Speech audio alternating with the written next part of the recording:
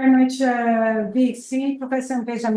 I think you'll be very happy to learn that we have some students here from Tilburg University, from Leiden University. And this is also reflecting, I think, what we are proud of in EEPA and our collaboration with human rights defenders Eritrea, is that it is important and part of our mandate to educate, to do research, and to make sure that whatever we do and advocate for is based in evidence. So it is a great pleasure, VC, to have you here. We are so proud to have you on the advisory council of EEPA, and to make sure that anything that we do relates to the relevance of the academic approaches that we have, and that serves us in society on these very difficult issues that we are to discuss here today. I want to also recall that at Tilburg University, our honorary doctorate was given to our first female minister in the Netherlands, Mirjam, and she was also the negotiator of the Netherlands to the UN in the negotiations on the Declaration of Human Rights. I think that probably Joshua will be saying something more about it, but it is a very moving part of our history in the Netherlands and also at Tilburg University. Mirjam, she was a member of the resistance. She had a Dutch father and a German mother, and she chose to take very risky assignments in the resistance during the Second World War. And then after the Second World War, she was sent to New York to the Third Committee for the negotiations in the UN on the Universal Declaration of Human Rights. And it is important to remember these things, because it helps us to remember that the Universal Declaration of Human Rights is not there by any automatic thing. It is not something that is there because it is there. And it is not something that is there because it's there now, will be there forever. It was there because it was a human effort. And it was a human engagement to take also all the risks that went with that. None of that came easy. And none of that came without risks. Risks for life, for your own life, for the life of your family, for the life of friends. And it is out of that consideration that we thought that we should have this meeting here today. Because, well, today, first of all, is the commemoration of that adoption of the Universal Declaration of Human Rights. But we are also here today because we just have come 10 minutes walking from this place where we are, where you find us. From the court in the Netherlands, where we were attending the hearing of Wally, who is accused of being among the top criminals that has perpetrated so many crimes against Eritreans. But as we are engaging in that case, and we're coming here every 3 months already for the last almost 2 years, I think it is, every 3 months, we are here to take us through the hearing. We have realized that what we are doing here relates to so many things that we are also concerned about, and that also affect what this case is about, which is the situation in Ethiopia. the situation as we lived and are living through in Tigray, which neighbors Eritrea, in Sudan, in South Sudan, in Libya, in the Middle East. And on this day, we felt that it was a really good opportunity to reflect on how these different situations are related and how they can inspire us to meaningfully engage with them.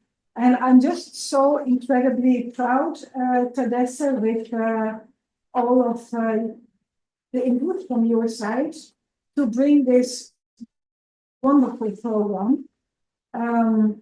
We will first go to consider the situation in Libya and the whole Mediterranean route, and then the crimes perpetrated against refugees related to the Tigray war on the route going southwards. And then from there, we go to consider the situation in Ethiopia, Tigray, the situation in Gaza and Israel, the situation in Sudan, South Sudan, and Kenya. And then we also have some reflections further afield. To then give the floor back to Bianna. We're so proud to have you here, Bianna, to really give us some insight on how you think this brings us together and how we will move forward after these reflections. I want to also say that I came yesterday from a weekend that I had in Vilnius. Vilnius is in the Baltics.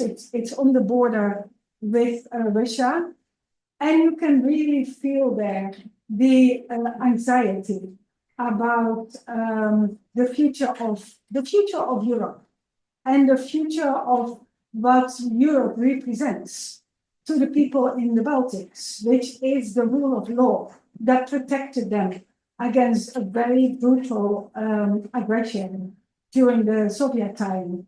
And they are worried about this. They are worried about the possibility of losing this, of losing these freedoms. Everywhere in Vilnius, you see the flag of Ukraine.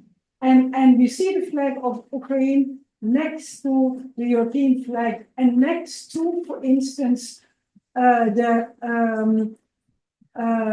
LGBTQ flag, which I think represents also the freedom to be without discrimination, the freedom to be who you are in Europe and enjoy the rights that are given by the UN Declaration on Human Rights. And so when I was there this weekend, I went to the Museum of Modern Arts, and they had a very beautiful exhibition. And in that exhibition, one of the things that was shown was portraits of people. And the portraits of the people that were looking at us through these paintings, they were so empty. They were so without any purpose. They were so hopeless. And it wasn't really that clear why the portraits were portrayed in that way. And actually, it's not this one, but it is another one, but I'll speak to this one as well in a moment. The way in which the painter had made those portraits was that she had asked the person that she made the portrait of to sit, as they do in very long sittings, but the person was not looking at the artist, but the person of whom the portrait was made. was looking in a mirror. And if you can imagine yourself looking in a mirror for hours and hours and hours, and you can just imagine this, you can see that at the end of that, you just feel empty. There's no way in which you can look at yourself, in which you can have a conversation just by yourself. And that reminded me that as much as we can be so focused on the crimes that are perpetrated against us in very hopeless situations, we need others to talk to in order to make sense of it. Because we cannot just have a conversation with ourselves.